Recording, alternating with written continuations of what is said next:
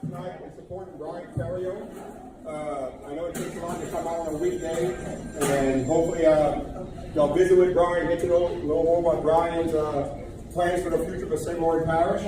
You know, get with him, meet with him, ask him any questions you may think of, anything you're worried about, and get to know him a little bit better. He's a great guy, and he has a lot to offer for the parish coming up in the 2019 election. And I want to thank our cooks, Wayne Watkins.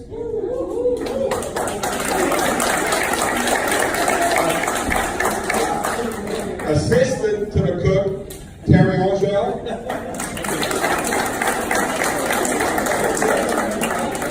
Ryan Abear, the Jambalaya man, the PJ man, the Night man.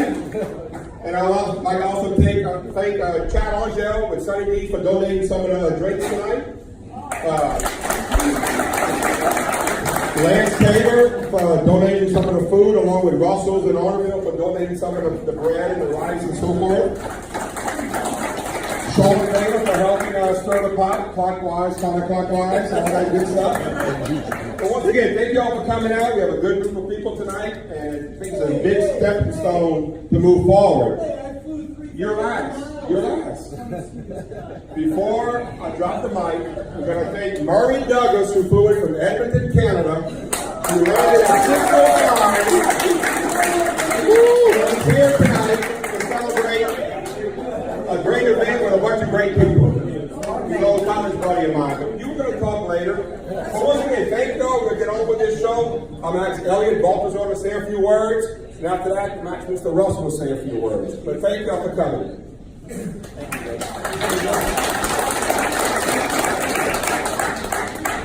Thank you, Jody. My name is Elliot Balthazar. I graduated with Jody in '89 in Cecilia. Man, I was so excited to come out here. I had the pleasure of meeting Brian. Really, it's only been about 2 years now. I worked with his wife with the insurance agency down bureau here in Grove Ridge. And that's how I got to know Brian. And for me, I would have to say the thing that stands out the most to me about Brian, his wife would always tell me, and Brian's a lot like you, man. His strength of character is unquestionable. You know, you don't find that a lot in politics. You really don't. So, you know, thank y'all for coming out. And I haven't been much of a political person, and probably moving forward still won't be. But I'm a person that really, really believes what I believe. And strength of character is something that you just don't find. You don't find. So, and I appreciate that about Brian. Straightforward, and really, really, really honest leadership is what we kind of need, you know? I have a lot of things, a lot of grievances here in the parish that I'm hoping, you know, we can get a lot of support from this guy. I really appreciate it. I appreciate y'all. I'd like to hand the mic over to Russell.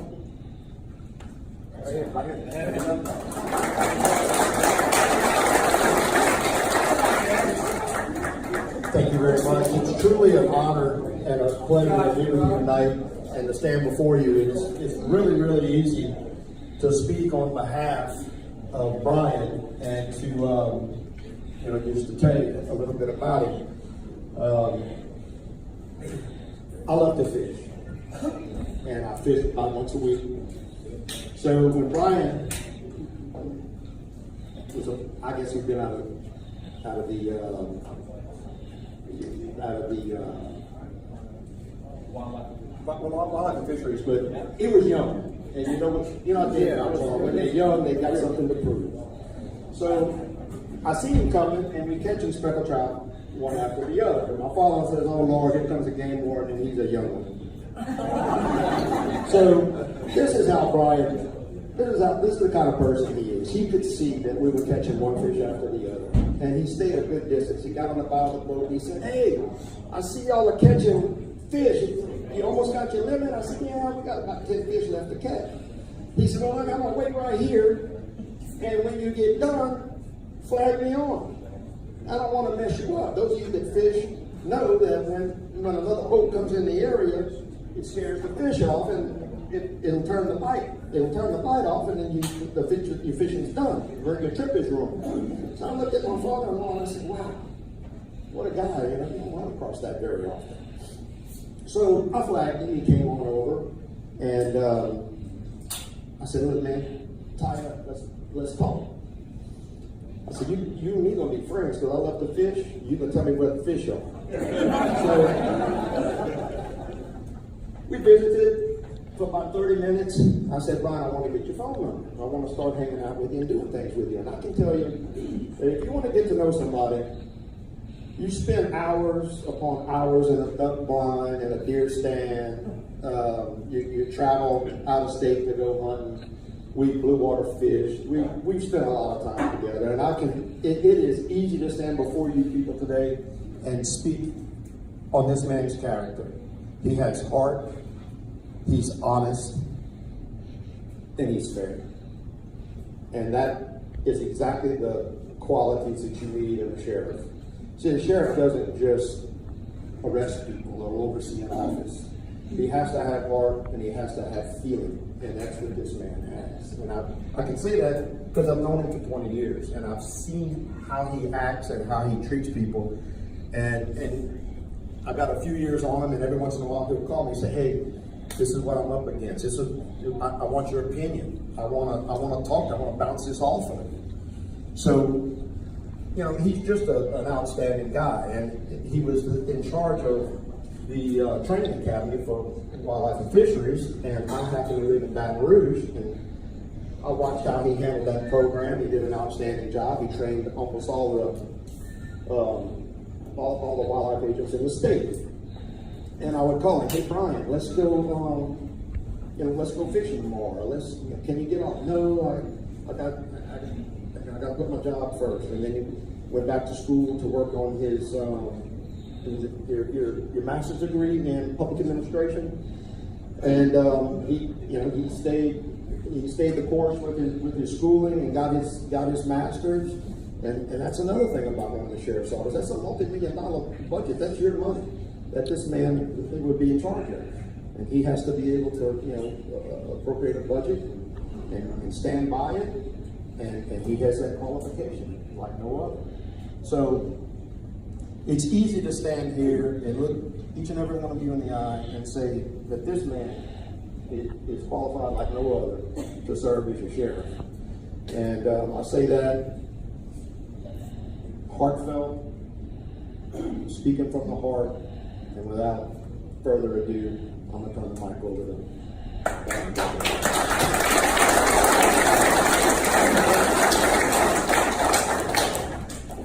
Wow. I didn't think anybody liked me that much. First off, it's only fitting that we're in this American Legion building to honor all the veterans. I'll ask all the veterans to raise a hand. Please acknowledge yourself. We'd like to thank you for your service because without you,